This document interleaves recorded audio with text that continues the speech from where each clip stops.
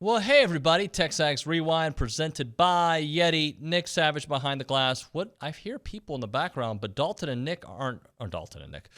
Richard aren't here. Why is it so loud? Is it really that loud? It's just I heard. Anna Rosa and Kay just Yapping. talking strategy, figuring out how we're going to grow TexAgs into the greatest sports media empire in the world. Hold on. Are you trying to say we're not?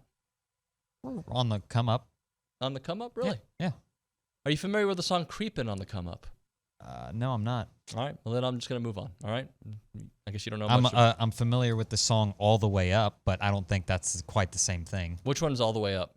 All the Way Up. Yeah, that one. On It's way. played in like every stadium at any sporting event ever. Yeah, that song's overrated. On the show today, we talked country music. How did we get to country music?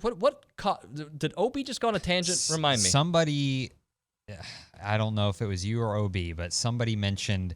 Oh no, it was OB mentioned our song. We have Drake in our intro, right? Yeah, one Drizzy. of his trophies is the song, and he was talking about the Ritz-Carlton or something like that, or some hotel. Intercontinental Hotel. That shot it into our conversation about country music somehow. Did Anna Rosa ever do the research? She was supposed to find out why he talks about Intercontinental. She didn't. We just figured that out. Yep. Fired. Okay. I'm kidding. Anna Rosa, you can stick around, but just go to class. Don't miss class. We talked a little bit about that. We talked about the NFL draft. John Harris joined us.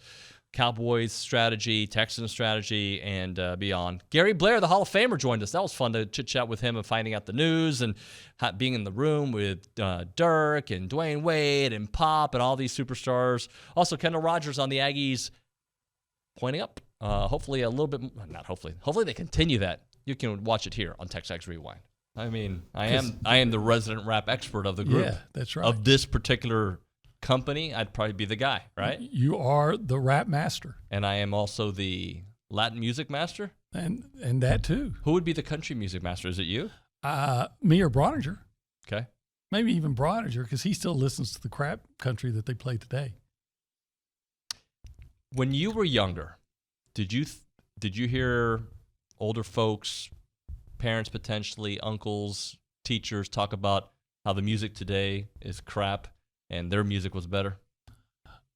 To be honest, no. Because I remember hearing it as a kid. I remember hearing it. Well, because when I was younger, maybe the 70s was the best time of the music ever. Uh-huh. And, the older people were enjoying that after, the ones I knew anyway, after the 50s. Now, I wasn't alive when I was maybe alive, but I don't even know if I was alive yet. But, I know the history, how so many people were up in arms about Elvis Presley being on the Ed Sullivan Show and moving his hips and things like that. What makes country music today suck, in your opinion?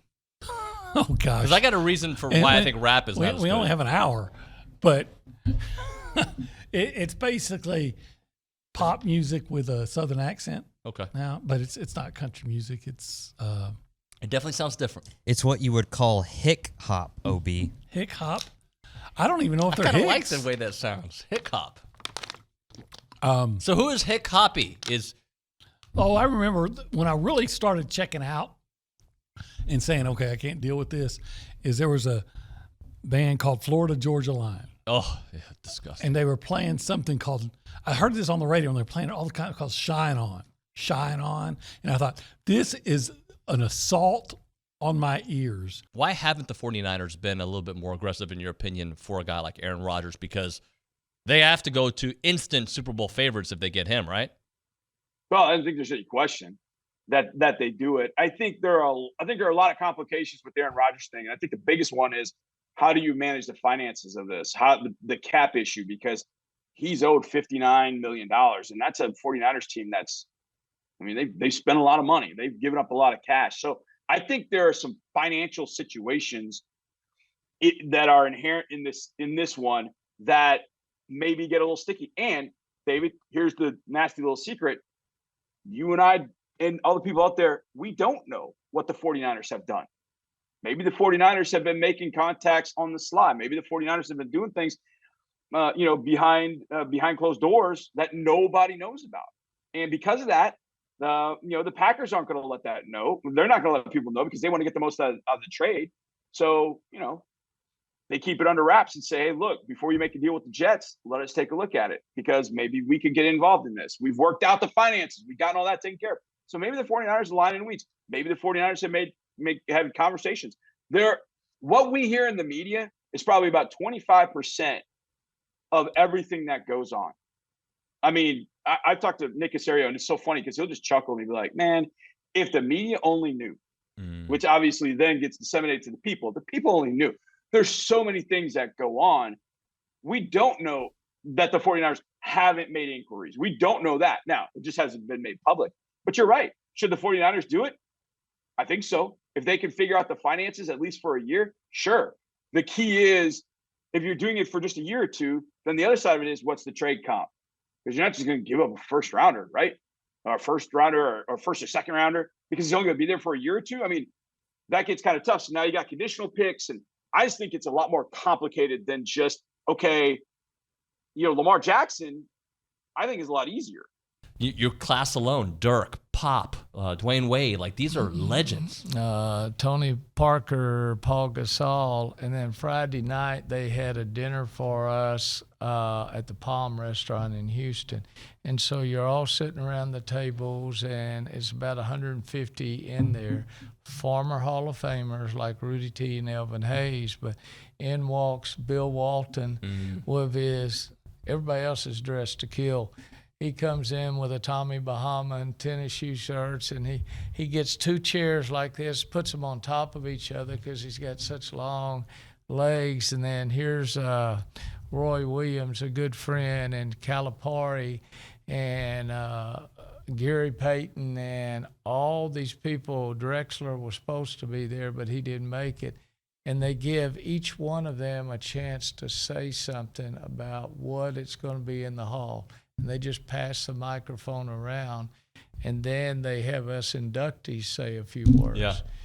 And thank heavens I was the last one because I was just soaking it all in. These are my heroes.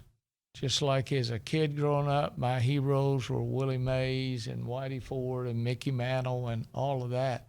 But these were my heroes, because it was sort of during my era that they accomplished everything. But Dr. J, now, he's class, baby. Yeah.